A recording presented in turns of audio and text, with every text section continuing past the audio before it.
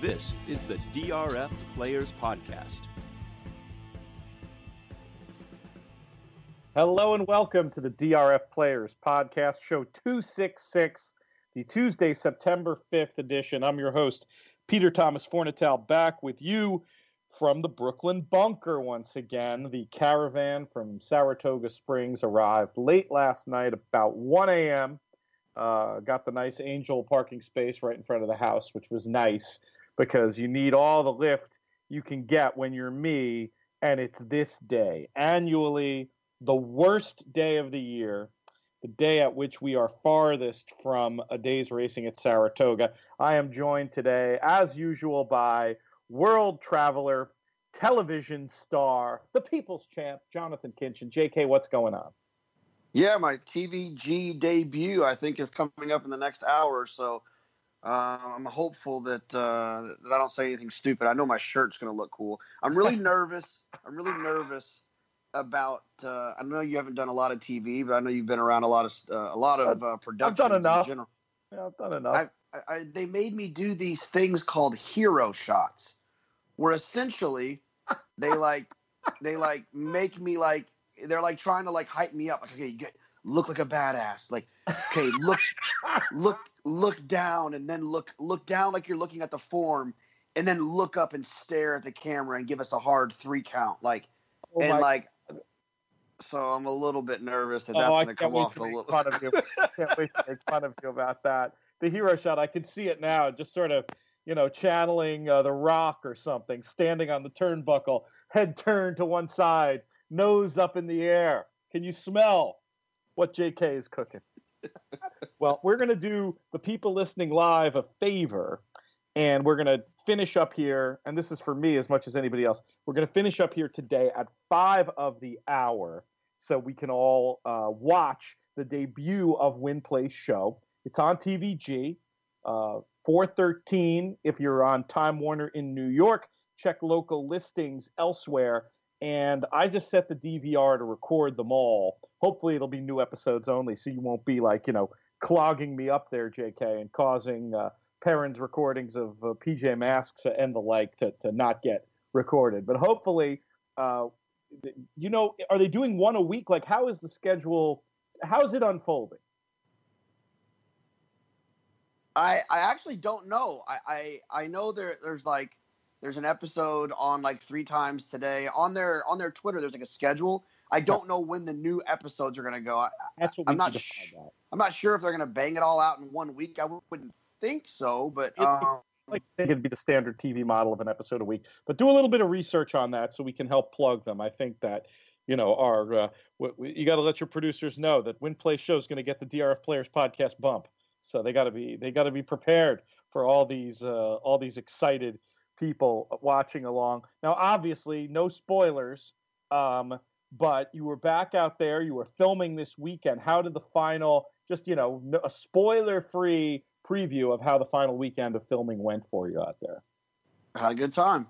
I was hanging out at Del Mar with the Prince of Keeneland, Jake Ballas, who broke his Del Mar maiden. So we had a good time.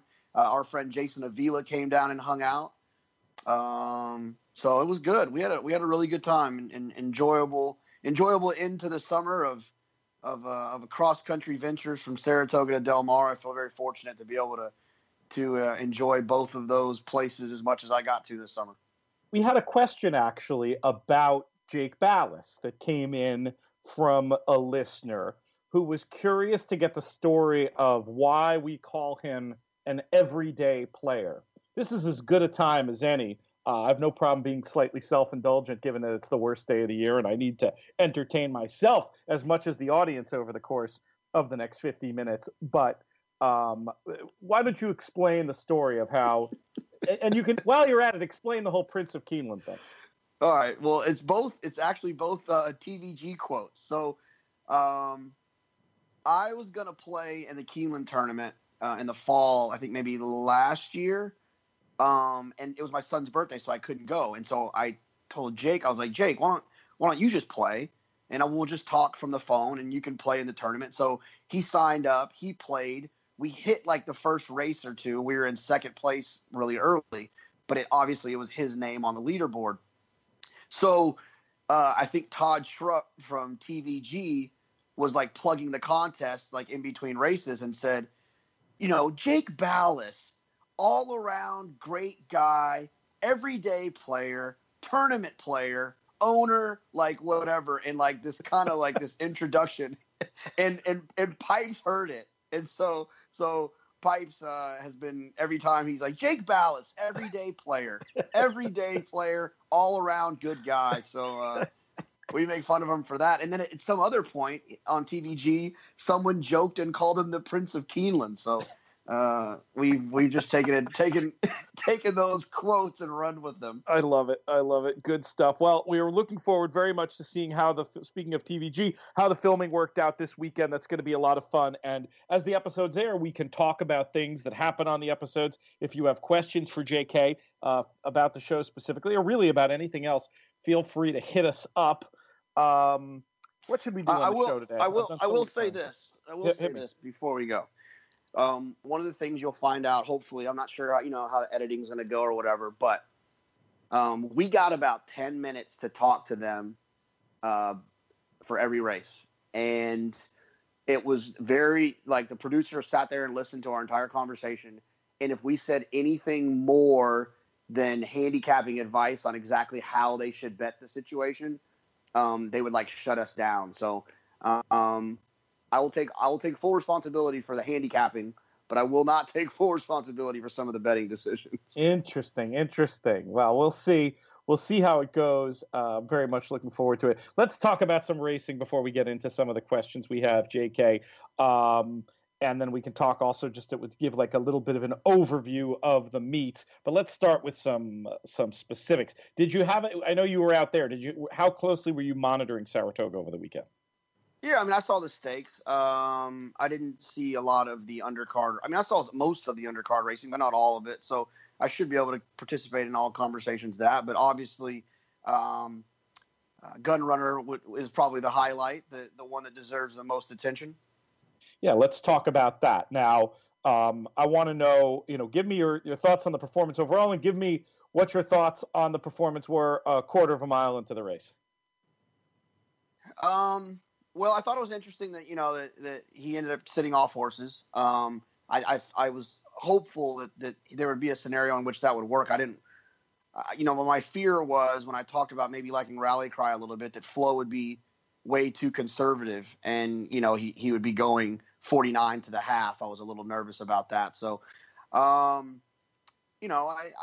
thought he was brilliant. I mean, the horse is nice. I mean, I hope someone says something about him switching leads and that being a problem, because I think he was just bored out there. But, I think he's the favorite going into the Classic. I think maybe even regardless of what happens the rest of the way, he'll be the favorite going into the Classic. And if you're an arrogant fan, there'll be some value there. I thought he was brilliant.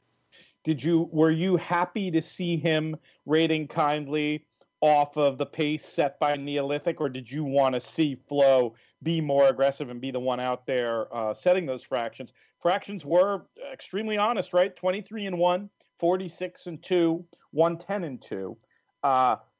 Just curious, given your stated preference for him to be out there potentially cutting out the fractions, if you were bummed out by that, or if you just thought that he had it the whole time. No, not at all. I mean, not bummed at all. I mean, especially considering the way that they ran the race. I mean, Neolithic was very aggressive. I didn't see Neolithic going 46 to the half on paper, and that was my fear that Gun Runner was going to go. I just don't want Gun Runner going 49 to the half. I feel like you're taking away one of his assets of being a classy, fast horse by letting him go 49 to the half. And so, Flo probably owes, I'm assuming that was Johnny. No, Johnny was on Rally Cry. So not 100% Jose Ortiz cut out the fractions on Neolithic. Yeah, so he owes Neolithic probably or Jose a Christmas card or something, because he took away any opportunity for him to make a mistake. He just so no, it didn't bother me at all that he sat off of horses. I don't think he needs to be on the lead. I just think he needs to be running.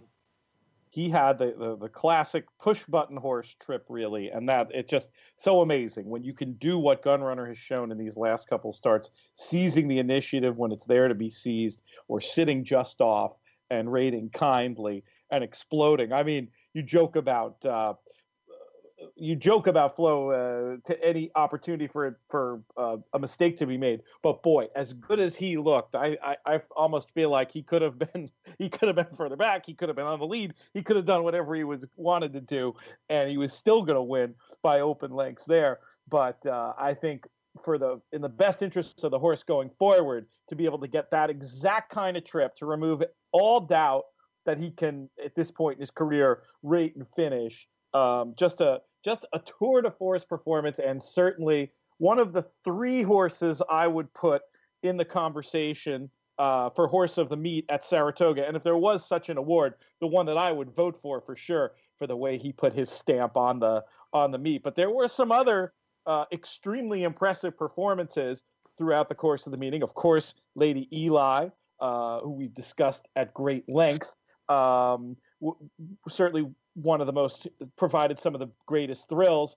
And then we obviously have to talk about Voodoo Song. Yeah, I think we were wondering after he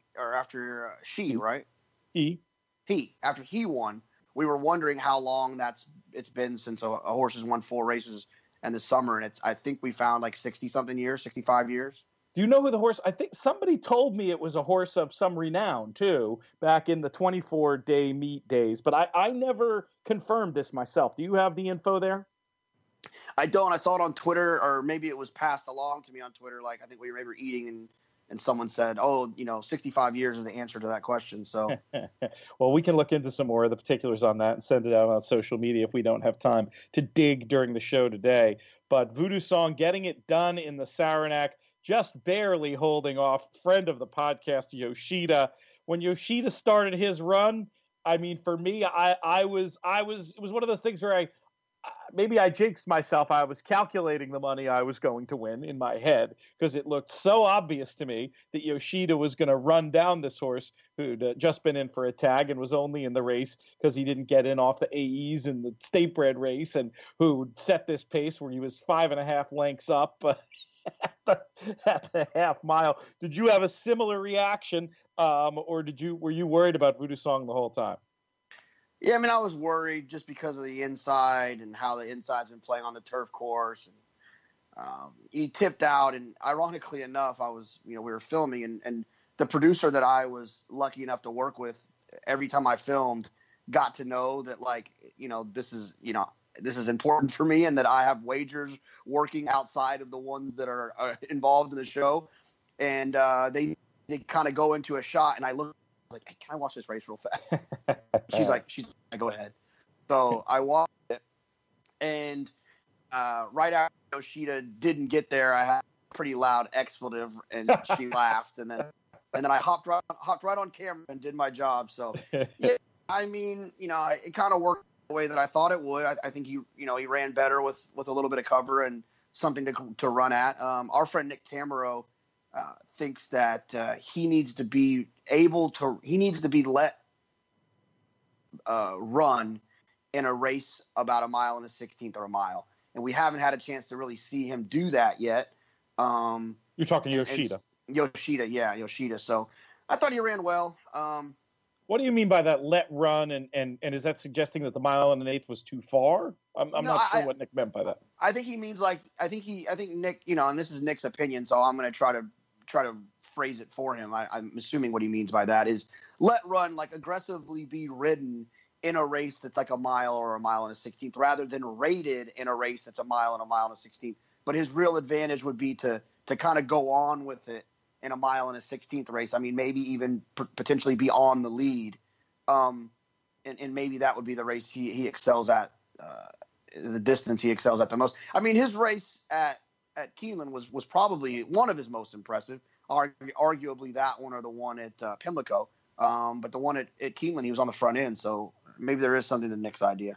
It's interesting. I do think it's important to note, and when we look back at these turf races from, I'm as far back in the meet as I can remember, it does seem like the grass courses were tilted inside, if not out and out to speed, inside at least, and some days inside and speed.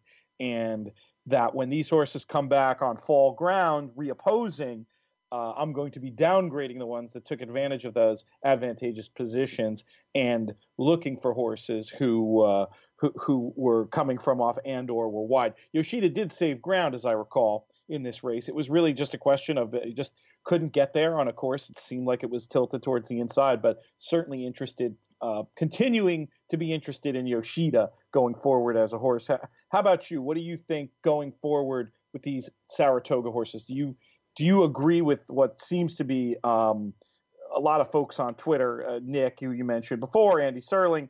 I didn't tweet about it, but I've been just complaining privately about how the turf course seemed so lopsided this meet. Do you agree with that assessment, or do you have a contrarian view? Oh no, it was lopsided, that's for sure. Just look through the results. I mean, so often a horse would win, and I just would be like, oh God, I can't believe it. So, I think it was lopsided for sure. I mean, and towards the end, I felt like I started to kind of protect myself. Even that day, on the day, the race before Yoshida, probably one of the reasons the expletive was so loud was I was alive in the pick six. I had used the 9-1 shot that won the first leg. The coasted relative that won. It was longer than 9-1. Or do I have my days wrong? No, that was a big price one wire to wire. That was the second leg. But I was saying I was alive for 9-1 and then like 16-1. The 16-1 is the horse you were referring to, the coasted, the 3 horse. It was back-to-back 3 horses. And the race the gift box was in, the D. Wayne Lucas horse, the 3, and then the 3 you're referring to for George Weaver, I believe. I'll look up the names. It's embarrassing. Anyways. I apologize. My level of preparation for today's show is not what it usually is because I've been weeping all morning. So please go easy on me. Well, I did just throw like an allowance race at you, so it's not like you dropped the ball on a stake. But yeah, so you're of that opinion. Let's talk a little bit more about the horses coming out of that race. I saw a lot of people questioning the bricks and mortar ride. I know it looked weird, but the way that the course had been playing, the way that the race had been shaping up, I didn't think it was wrong to make an aggressive early move. Of course, I thought that ultimately it would be more likely to benefit Yoshida than bricks and mortar. But did you have any issue with that ride? Yeah. It's funny. It's hard to have an issue with a ride when the ride kind of helped you out. I was kind of against bricks and mortar, so I was probably less like frustrated about it, kind of like a DQ that puts you up. Here's the thing, and I'll say this, and I've said it a bunch of times, and I actually semi got into it with someone this weekend. Joel Rosario is either brilliant or he does really silly things that are frustrating. And so the idea that he moved early, which is something that I've seen him do before, and then, it's not outside the realm of possibility. It doesn't draw. I mean, like I've said before, I would rather my jockey be aggressive and get beat than be passive and get beat. So you can't have it both ways. And that's one of the things I've tried to be better about when it comes to, jockey bashing or complaining about rides. I agree with you completely. And some other horses in there. I just think it's an interesting race.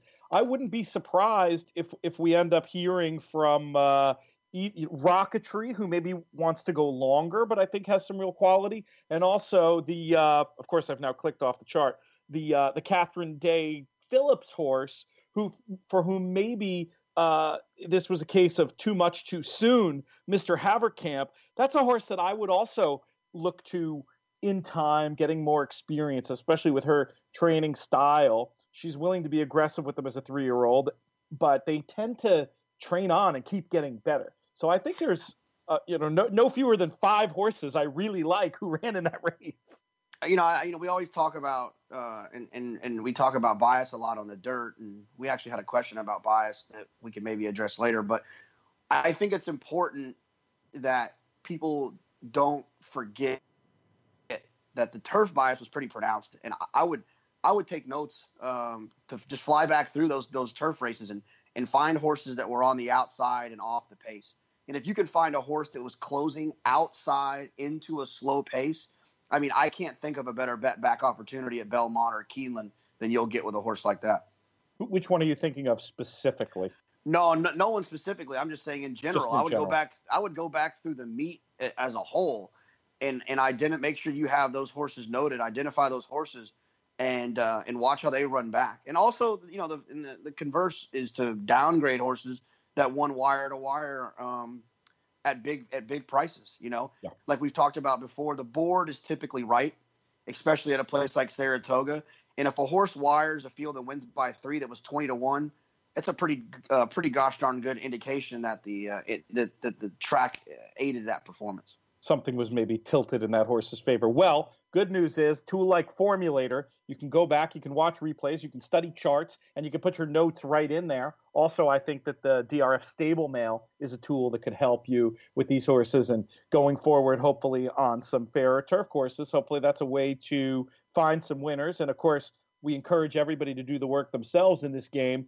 Most horse players don't want to necessarily be given the answers. They like the work. That's one of the reasons why we spend so much time doing that. But that said, as the big stakes races come up on these Saturdays as we approach the Breeders' Cup, JK and I and various special guests on our Friday shows will be going over the specifics. And I have a feeling you're going to hear a lot about horses that we're getting the worst of or the best of the setup this Saratoga meet, and that will color our opinions of them going forward. I can't believe I couldn't remember the name of this horse, JK. Malibu Stacy was the 9-1 coasted half that got the job done in that race at Saratoga. Just had to fill in the blanks with that one. Gosh, let's talk about some 2-year-olds. What did you think of the Hopeful and the Del Mar Futurity? All right, so the Del Mar Futurity. Oh, I needed the Zayat horse. I don't remember. I can't remember the name. Zetter, maybe? Is that the right name? Yes. I needed Zetter. I thought that St. Patrick's Day, the American Pharaoh foal that broke his maiden on Sunday or Saturday, Zetter and that horse raced against each other. I guess it was Pacific Classic Day, or at least Pacific Classic weekend. The inside was good that day. St. Patrick's Day was on the inside. Zetter ran big on the outside.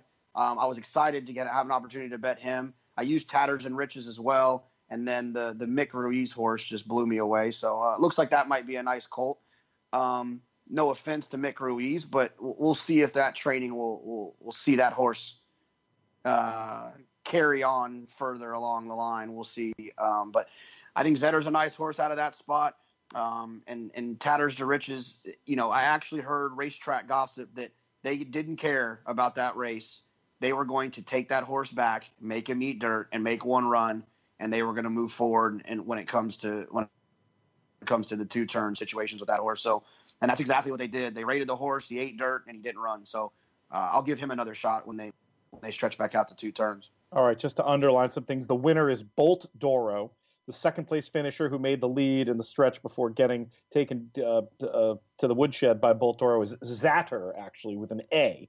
And then for folks for their stable mail or their trip notes, Tatters to Riches, a horse who maybe they were more interested in the educational aspect.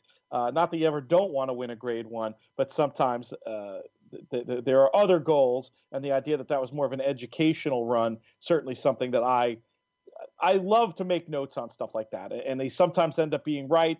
Sometimes subsequent things happen and reveal that was, just sort of an excuse, and maybe the horse isn't that good or whatever. But I always like to know what people are saying if it sounds remotely informed. So some very interesting things there. Let's take a look at the speed figure that Bolt Doro earned, an 85 Beyer speed figure. Meanwhile, back on the other coast, Sporting Chance with an 86 Beyer speed figure in bizarre fashion wins the Hopeful. This was another race, the second race on the weekend where I had that I'm going to win sensation.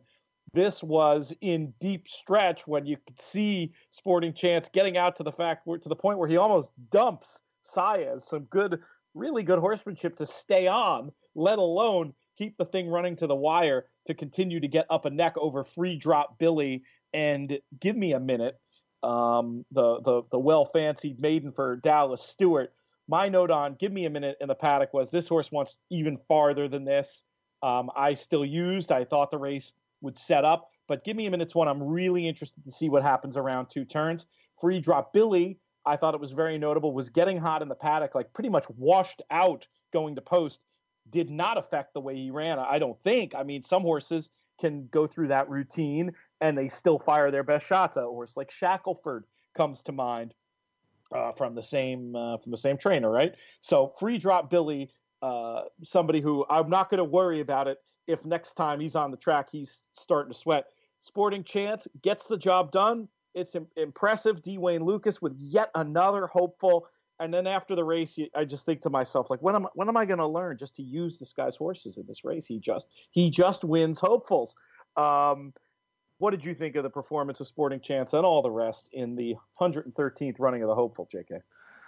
Well, I didn't get to handicap the race because I was in flight. So, interesting story. I got off the plane in Dallas and was walking through and saw like I don't know, in the corner of my eye, I'm like, why? I see a TV like in a bar, and there's like a horse on it, and I'm like, what the hell? Like, why is that on TV here? Like, I'm not in Saratoga anymore. Like, it's not Albany. Like, what is this? And then I realized it's the Fox Sports 1 show, and it was on. So I went in. I was waiting for my ride. I went in and watched the race as they were loading. And the guys, they tried to change the channel on me, first of all, and I shut that down pretty quick. I was like, turn golf off. No one's watching golf. Turn that off. So they leave it on. And so it's funny enough, the guy next to me he's got no clue about racing, but I guess he was watching the race. And when Sporting Chance took that right turn, he was like, whoa! Even he was shocked that the horse bolted like he did right there at the end. Like I said, I didn't have a long chance to look at the race. I would have bet Free Drop Billy in that spot off of Free Drop Billy's last performance. And he's probably the one that I want moving forward. Dale really can't get it to, Dale doesn't usually bring his 2-year-olds there. I think he thinks those races are just kind of too tough. I remember talking to him in the airport. He thinks it's a little bit of a smarter move to get a progressive 3-year-old to start them at like Ellis or somewhere where they're not, they don't have to be fully cranked to compete with the Todds of the world. So obviously he feels good about Free Drop Billy and what he can do moving forward. And then to touch on the horse taking a right turn, I didn't think there was any reason why that horse should have been DQ'd. So I know some people said that he should have. If he didn't take the right turn, it wouldn't even have been that close. The right turn is what made it close. Yeah, I mean, to me, it's a situation. 2 things happened that I didn't think there was a chance of that one coming down. There was a semi-controversial DQ early in the card that I thought, by the letter of the rules, was a correct takedown. I'm guessing you didn't even see this race, so we don't have to talk about it too much. But but I do want you to tell me what happened though, because I saw Paul Matisse tweeted something kind of interesting, and so I wanted you to explain what happened. I'll explain Paul's point. So what happened is the winner of the horse that crossed the finish line first, who was best, did cause another horse in the race who was tiring to have to take up in deep stretch. And that horse, who was the 5 horse, apologies again for not having names on this, the 2 was best and crossed the wire first. The 5 ended up, because of having to take up in deep stretch with the horse coming across, missing second. Okay? So that horse, I feel very confident without that incident, that horse runs. And I think this is what the stewards were thinking. And I've been really stiff with the stewards lately, so I'll be complimentary in this case. According to the letter of the law, if you commit an infraction, some sort of irregular riding, whatever, that costs a horse a placing, you get DQ'd. Now, what Paul is intelligently objecting to, I don't think he was saying the decision was wrong. I think he was saying the rule is wrong. Because what you do in that instance is take a horse who was clearly the best horse in the race. You take that horse down. You put up a horse, in this case, the 1 horse, the Luch Racing horse, who was never, ever going to win the race, and make that horse the winner. And you're causing this adjudication because of the difference in placing money between this horse who ran third instead of running second. And so I think from an economic point of view, Paul was thinking it was silly to make an economic decision about the couple of $1,000 difference between second and third rather than the tens of thousands of dollars difference between first and second. I mean, again, it's like the day we interpret our friends' tweets on the DRF Players podcast, but I think that's what he was saying. But at the same time, if that's what the rule is, they made the right decision. And it was, to me, a much clearer case of a horse being cost of position than significant forms DQ, which I'm still irritated about. Okay, so now let's flash forward back to later in the card. Two things happened. Free Drop Billy was the horse who was, if there was a horse fouled, which, we can argue about that too, but the horse that was affected by Sporting Chance coming out was Free Drop Billy. Free Drop Billy was not cost of placing. It seems impossible to say, even though the margin was a neck, it seemed very unlikely to me that the horse was going to win the race without that happening. As JK said, that incident was why Free Drop Billy got as close as he did. And Free Drop Billy finished second in the race. Now, in an alternative world where Gimme a Minute finishes second instead of Free Drop Billy, then I think there's a real chance that he comes down. Except even then, I don't know that it should have happened. And here's the other key piece of information. Robbie Alvarado doesn't stop riding Free Drop Billy. So it's not like the incident in the earlier race where the jockey on the affected horse you see him physically grab. Now, one could make the argument, well, if Alvarado had sold it, if he put in an acting job, does he come down? Does the winner come down? And sadly, the answer to that question is probably. We saw the famous incident, JK, years ago when you had your big handicapping contest win at the Hawthorne tournament in the Arlington Million, where there was that deep stretch incident that ended up benefiting you, where the rider really sold. I mean, it's so hard to say. Look, I'm not one to say if a rider feels like they have to grab, like, all power to him. I don't want to say sold it like, oh, he was acting or whatever, because I'm not in a position to make that call about who's acting or not. But there's no doubt about it. It just looks very different when they grab as opposed to continue to ride. What do you think about all this? I don't remember what you're talking about at Arlington. So You've got to be joking. The Beverly D when you won the. Oh, No, okay, you are joking. Good. I'm kidding. For a second there, Rafe Beckett somewhere is pulling his hair out. Yeah. No, I remember. 10 Strike Racing is happy though. They were involved, I believe, with what's the chances of getting up. That's right. Yeah, no, I mean, I think that's the point. Is like I think if he runs third, then there's a chance that that Sporting Chance comes. If Free Drop Billy runs third, there's a chance that Sporting Chance comes down. But it's just weird. I don't understand. That just is kind of hard to wrap your brain around. What should the rules be? We've talked about what the rules are. Let's talk for a minute. And you and I argued about this on the last show with us taking different points of view. But in your opinion, what should the rule be? Or should it be as it is now? And this is just a weird consequence that we have to deal with. It's fine that it's consistent. Right. Okay. Yes. I get it that they're consistent, but the rules they're convoluted. Like look, to me, a foul is a foul, and let's just make it that. That way, it's just clear and concise. A foul is a foul. If you foul, you come down. Like, and in your view, did Sporting Chance commit a foul there? Then that's no. I don't think he committed a foul. But the thing that's hard about the foul is a foul in this instance is it does potentially lead to incentive for jockeys to sell things that aren't. Does it become like the NBA with flopping? Is there any? That's a phenomenal point. That's a phenomenal point because it would probably happen quite a bit. You just stand up and you got a shot to get this guy DQ'd. It makes a ton of sense. So it's hard. I don't know that I have the answer. Let's maybe we'll get Paul Matisse on the show and ask him. I mean, he's been in racing a long time. He clearly has strong opinions on the matter. Let's note to self. See if we can't get Paul on in one of the next 2 or 3 shows and get his opinion on how these things should be dealt with. But I think we're in agreement that in Sporting Chance's case, the correct decision was made there. What other racing from the weekend do you feel like touching on, Jonathan?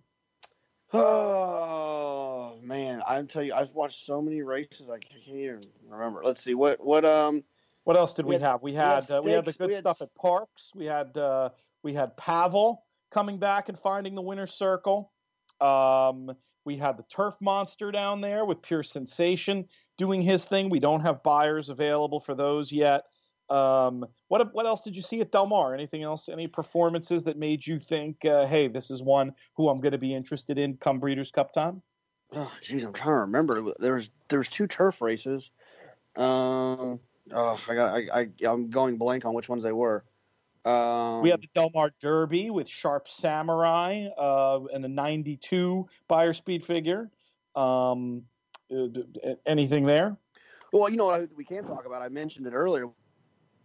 We could talk about. We could talk a little bit about St. Patrick's Day, the full to American Pharaohbrook is maiden. Yeah, I haven't seen that race yet. Is that tape worth watching? No, he just broke, and there's an expensive Hollendorfer horse running at him late, and he held on. But I just think it's interesting, from a pedigree standpoint, that obviously is owned by Coolmore, and we I joked. I mean, he's a stallion already, just breaking his maiden, isn't he? You would think. I mean, somewhere, right? Like, I mean, he can go to Florida and be a Florida, a stallion in Florida or something. Or what do you think this horse's prospects are long term with St. Patrick's Day? Someone who's better at horse flesh than I am. The first time he ran, said he looked fat, and then he ran well that day, and then comes back in 2 weeks and wins. I've heard he kind of looks a little sprinty, but I guess we'll find out. I think I've heard that Baffert's gonna run him back in the 2-turn race. I guess is the front runner at Santa Anita. So I guess we'll find out sooner than later what's going to happen with him. The Del Mar Debutante, another grade 1, that was won by Moonshine Memories with an 82 buyer speed figure. That certainly seems like the kind of effort that will if there was future book betting for the juvenile fillies would get some attention. Did you have a chance to clap eyes on her or have any thought about that race? I did. It was actually a race that was involved in the taping. Oh, interesting. Well, don't spoil, but did it? No, I don't want to even ask that. That's too much of a spoiler. Just focus on what you think of Moonshine Memories going forward. That's the safest way to do it. No, I think she's nice. I thought she was nice going into the race. Thought it was interesting. She was back on 14 days rest. The Baffert took a lot of money, just a smidge, the horse that won on opening day.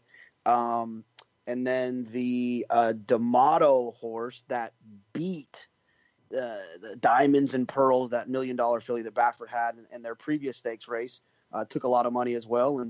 And Moonshine Memories went off at like 5-1.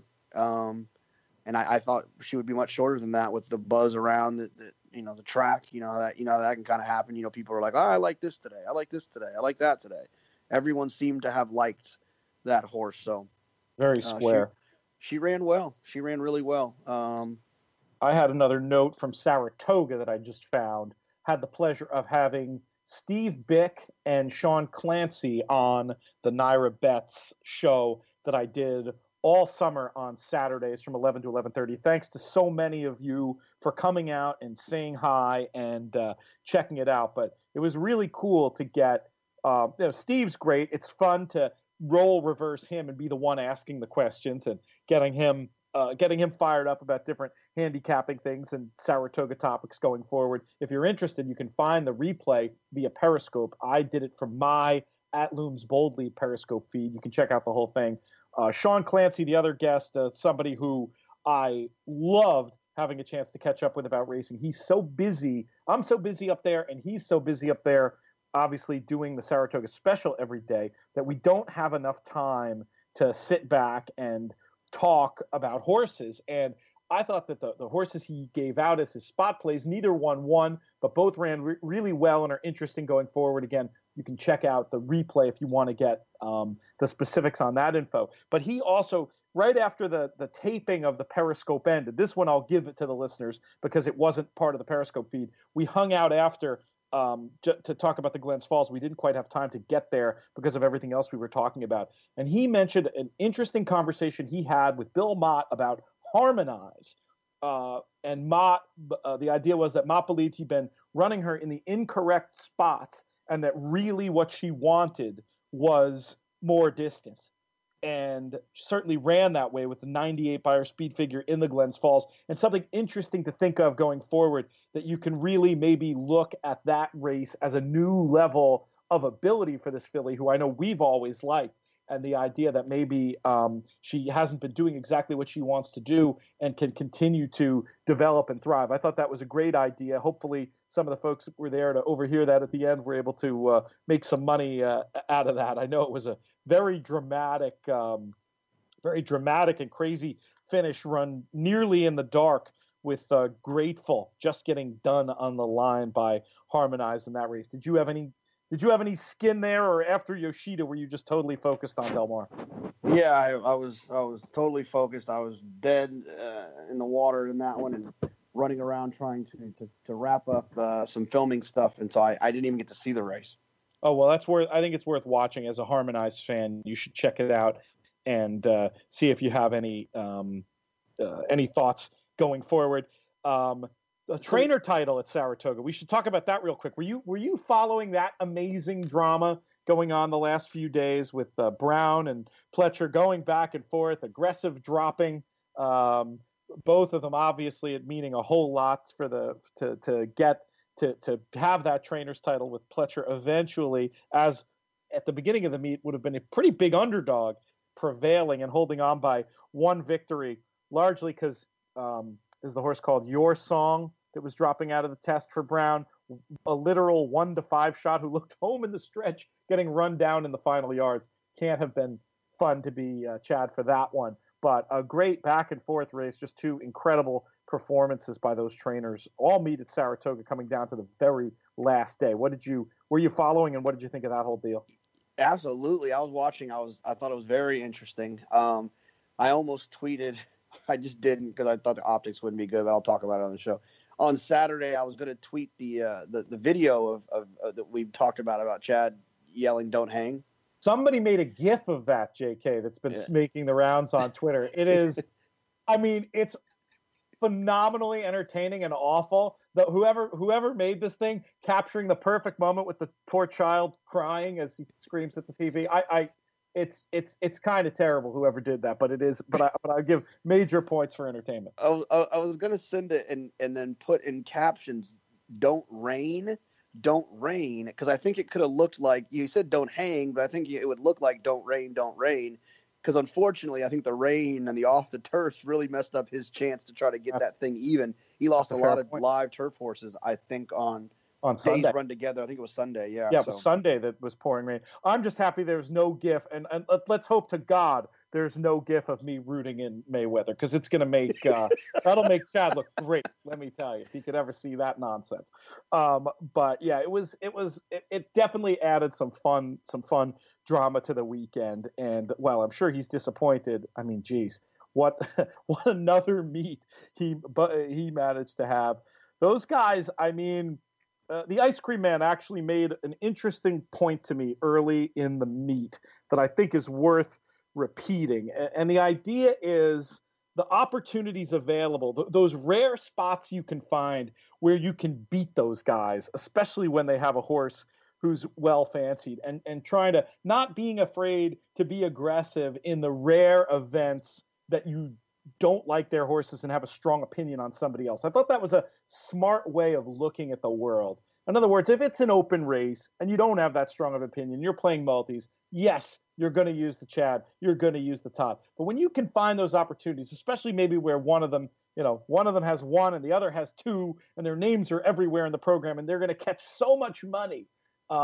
If you can have the courage of your convictions to stand against them, you can make some, betting against those guys by rote, you're going to go poor. But if you can strategically find spots to oppose those well-fancied trainers, you can make some money. What you like that idea? Absolutely, yeah. No, you definitely can do that. You can, it's even a catchphrase, like or not a catchphrase, but a phrase that's often spoken. When you're hitting a leg of a multi-race bet, it's like, yeah, I beat the 2-1 shot, but I beat it. It's a 2-1 Chad. Oh, yeah. I beat it 2-1, but it's a 2-1 Todd. Because when you're beating those horses, that people's money just goes there. And if you can beat those horses, regardless what the odds are, the win odds are, there's gonna be a little bit more meat on that bone beating those horses. Think about the psychology of a multi-race bettor at a meet like Saratoga, where you actually have some, non-efficient, not always brilliant, or most of the money still has something going for it. I don't want to call it dead money, but you've got a lot more meat on the bone as opposed to just playing against professional players and computers at a meet like Saratoga. And think about how people are going to be constructing their multis going forward, especially the types who, are only doing a couple of races at a time, which even some people who bet real money do at a meet like Saratoga. They're going to be throwing in morning line favorites. They're going to be throwing in trainers who win everything. So when you can find those opportunities to go against the grain with those situations, it's something that folks should probably spend a little bit more time thinking about it. And I'm grateful to the ice cream man for making that point. I'm also grateful for the fact that he can no longer wander into my place of work and harass me during the actual podcast. So lots to be grateful for from the ice cream man. JK, I feel remiss that we didn't do this last week, so we're going to do it right now. We have to talk about the Songbird retirement. She's a filly who we've talked about on this show since pretty much her very first race. She means a lot to a lot of our listeners and has given us a lot of pleasure in her races over the years, especially that unbelievable effort last year in the Breeders' Cup Distaff, just going down to Beholder in the final jump. Just curious to get your thoughts about Songbird and have you weigh in with if you were surprised by the move. No, I wasn't surprised. We joke very often when horses run, I don't want to say poorly because she didn't run poorly. When they don't run to expectations, we often joke, well, I wonder how long until they retire her or how long until she's got a soft tissue injury. We joke about it. Look, we've seen this before with the 3-year-old, the 4-year-old filly situation.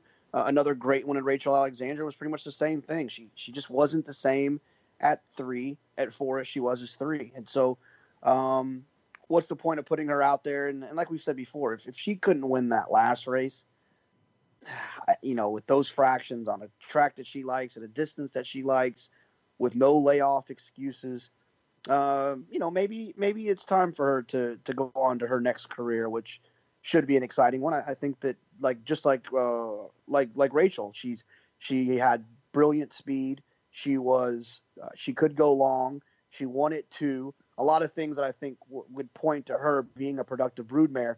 Unlike, and it hurts my heart to say this, but unlike Zenyatta, who was a big, late developing, kind of slow finishing, large type who hasn't been able to produce any good offspring. So I look forward to seeing her next career. She'll go down as one of the greatest fillies I've ever seen. And I think the argument of those who had negative things to say about her, it wasn't so much about her, but it was about the fanfare and the anointments that she was receiving that might have been a little bit exaggerated. I mean, she was great. She was not one of the best. She's not even the best that I've seen in my short horse racing lifetime. She's very nice, very good, special, but she wasn't. I don't think she was Rachel. And so but I do think she was a really nice horse, and hopefully she'll enjoy her next career. All very well said. I agree with everything you said, but I will, for 1 minute, I'll make the contrarian argument, and we'll see what you think of it, just because I think the listeners deserve to at least hear this point of view. Strictly, and I don't have her DRFPP in front of me, unfortunately, but strictly from a numbers point of view, she's not far off of what she was running last year. Is there any argument to be made that it's okay to lose a race and she deserves a chance to continue to go on and show how good she is or is not? 100% okay to lose a race. I just think that it's like, when you're all out at Belmont against Paid Up Subscriber, who's a nice filly in her own right. You're all out there when you're supposed to win for fun. You're all out in the Alabama, not the Alabama, Delaware. The Delaware Oaks or Delaware handicap or whatever against a horse that I honestly I forgot the name. And then you get beat when you get everything your own way on a track that you like and a distance that you like with 2 races for the season under your belt. I think that's probably the and I guess there's some X-ray pictures, right? I'm no vet, so I don't know. I would assume that the X-rays and the negative information they probably got about her health is why, not so much her performances, but why they decided to put her away. I don't know. I'm not, like I said, I'm not a vet, so I'm assuming that's what happened. I know, but it's fine to lose. I have no problem with the fact that she was losing. I just think that the problem was she just didn't seem to be the same filly that she was. My honest opinion is that she hadn't trained on, or hadn't trained on the way that I would have wanted to see her train on to bother having a 4-year-old year. And I think every point you make about the personal ensign is correct. If she wasn't going to win there, maybe she's done enough. I'm no vet either, and I don't know how seriously to take that stuff. I did think that the way the information was channeled via the owner on Facebook, as opposed to some sort of coordinated effort with the Hollendorfer team, I'll be honest, I didn't love that. But who knows? Relationships are very complicated between owners and trainers, and I guess you just have to put it down to that. But I didn't like if there was an implication of something against the trainer in the way that was handled, I didn't particularly like that. I feel like he's obviously somebody who loves this horse and wouldn't ever do anything wrong by her. But anyway, that's a great career for Songbird. I agree with everything you said. Not that the tippity top of the echelon of race mares of all time, but still something pretty special and exciting, and some real tour de force performances we were treated to, especially at Saratoga last summer and in that great race at the Breeders' Cup. So there, we had to put a bow on Songbird on the show at some point. JK, anything else you feel like discussing? I say we go about 3 more minutes here today to give people time to tune in to Win Play Show. Once again, going to be on TVG. But anything else you feel like discussing? Yeah, tweet me your favorite hero shot. If you pause it. Oh gosh, I can only imagine. Somebody's got to create a GIF of JK like staring off into space, pretending to look like he's hard. Somebody do that as a favor to me. Wait until my second episode, right? Okay, they made us do this thing where we start on opposite sides of like the walkway into the paddock. We meet in the middle. We look at each other. We shake hands. We turn to the camera, and then we walk towards the camera like looking tough. And the whole time they're yelling like, you want this, you want it so bad, you want it bad. And I'm like, hey, you guys are gonna have to calm the hell down. Oh. I want to get this over with so I can go put my pick 5 in. That's what I want to do. Stop yelling at me. It's going to be interesting. We have one quick question we'll do in 2 minutes to close it out today. Let's say the only horse you like, JK, is odds on or below even. Do you take what you are given or select another horse you don't like because of the odds? In a tournament? It did not specify, so you can answer it for both. Oh, and real money, I absolutely take the 4 to 5 shot, the odds on, if I like the horse, right? Yes. No, let me take that back. If I love the horse, you take the 4 to 5. If you kind of like the horse, it's a tough situation because you don't really love the horse, but you kind of like the horse. In those situations in tournaments, I call it the protection of the chalk. I'll let the 4 to 5 shot that I like beat me, but I'll take the horse that I'm interested in that's 7 or 8 to 1. it's a little bit different in a pari-mutuel setting on how you would want to handle that situation. You don't want to single a 4 to 5 shot that you like. You want to single a 4 to 5 shot that you love. So I would think that you need to figure out a way to try to get it to work around that horse. I think that's well put. I mean, for me, one thing I'll emphasize is I never want to bet a horse I don't like. I've come to the point in my career where there can be theoretical value, a horse that I made 8-1 that's 20-1, but I like 3 other horses in the race. Like, I'm not betting that horse unless there are some situations where that horse might become part of a spread. But what I would say is if there's a horse I like I really like, but I still feel is too short to bet, you have the very excellent option. And one of the things that makes horse racing a good gambling game, you can always pass. So I'm never going to want to bet against my opinion. I'm either going to want to find some clever way to express my opinion in a bet on the horse that I like, or I'm going to pass the race. So I think it's important to throw that option out there as well.